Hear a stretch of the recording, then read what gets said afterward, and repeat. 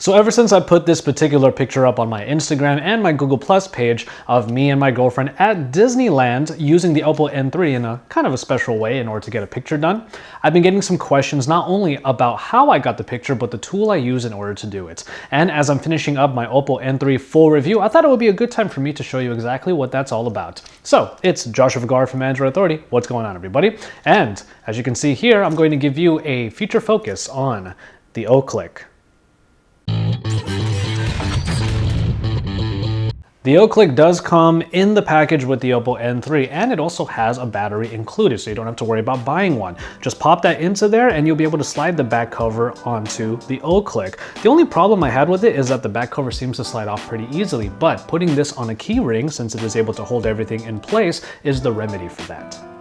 Now, setup is pretty easy with the O-Click. You will be able to have the O-Click nearby. It is connected via Bluetooth and paired as such. And when you have the Oppo N3 available to you, just get into the operating system and you can head on over to the O-Click application, which is where you will do all the setup. Once you get there, you'll be given a quick introduction into what it is able to do. You will be able to see that it does the remote control for the camera and for music. It's a nice little presentation that also shows you how to locate your phone by double pressing on it.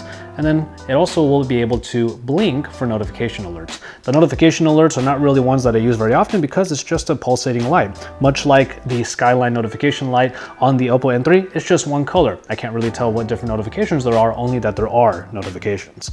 But from there, you'll get here and you'll be able to turn on the various functions, the remote control for camera and music, locating the phone, which are the two that pretty much I always have on, and the notification alert, which, like I said already, doesn't make too much of a difference. Once you head over to the top right, you'll be able to connect it to the phone and it will connect automatically. In your initial setup, you will just press the button on the O-Click in order for it to recognize the phone. The Bluetooth range on the O-Click is pretty standard, which means that if you're in your house, let's say in your living room, and you just can't find your phone, having the O-Click on your keyring like I do allows you to just pick it up, double press on the middle button, and it should turn on the phone and play a loud little tune, let's say, and have the phone go nuts so that you'll be able to find it. After you find your phone, you'll be able to just either turn it off on the phone itself or press the button to turn it back off.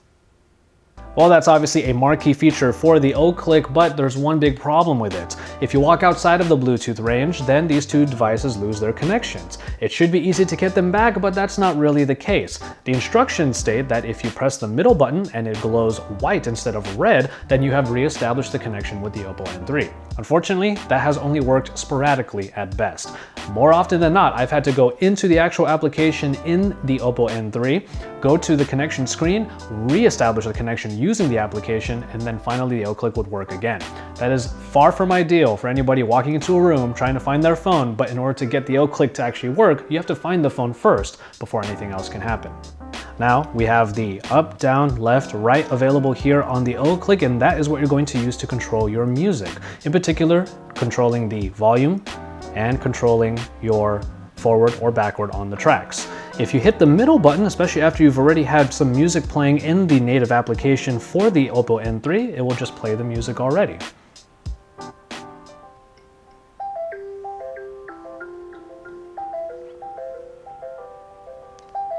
You can see that that music is already playing, and if I hit the left button, it will go back and play the beginning of this particular song. I only have one song, and that's the built-in one on the Oppo N3. But nonetheless, you can do other things like turn down the volume.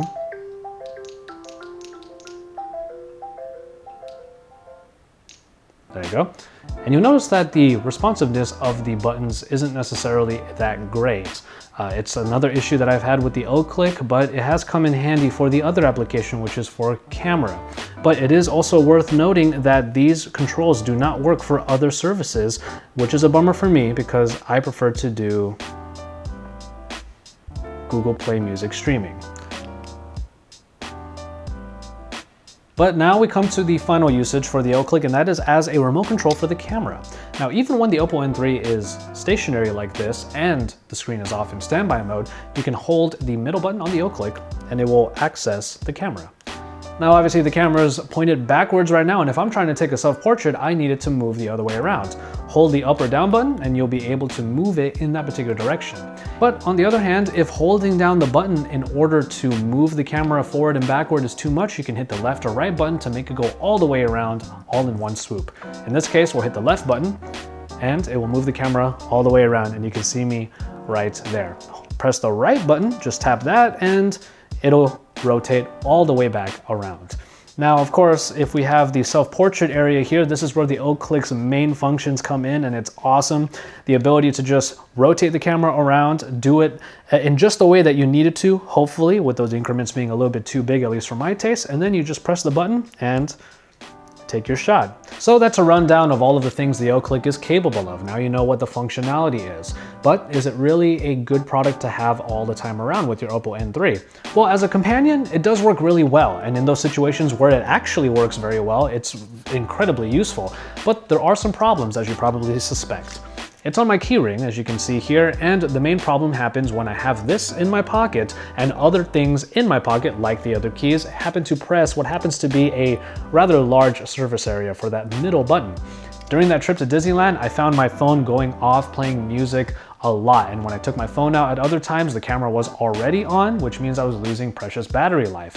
So that is one of the issues I had with the OClick, especially when it was in my pocket, because those buttons can be triggered pretty easily by other objects. And of course, the main annoyance I probably have with it is the fact that when you go outside of the Bluetooth range, it's hard to get it back without having the actual phone in your hand. Nonetheless though, taking up a lot of time in the Oppo N3 full review in order to explain to you this little module it comes with seemed like something I should put into a feature-focused video instead, and that's exactly what I hope you guys enjoyed today. Nonetheless, stay tuned for my Oppo N3 full review, and that is coming very soon. But until then, you can check out all of the content from my colleagues in Android, and you can see a couple of those videos right over on the side. Keep it tuned here for even more coverage, and drop us some likes on our videos, and don't forget to subscribe if you haven't already. Once you're done with all of that, don't forget to head on over to AndroidAuthority.com, because we are your source for all things Android.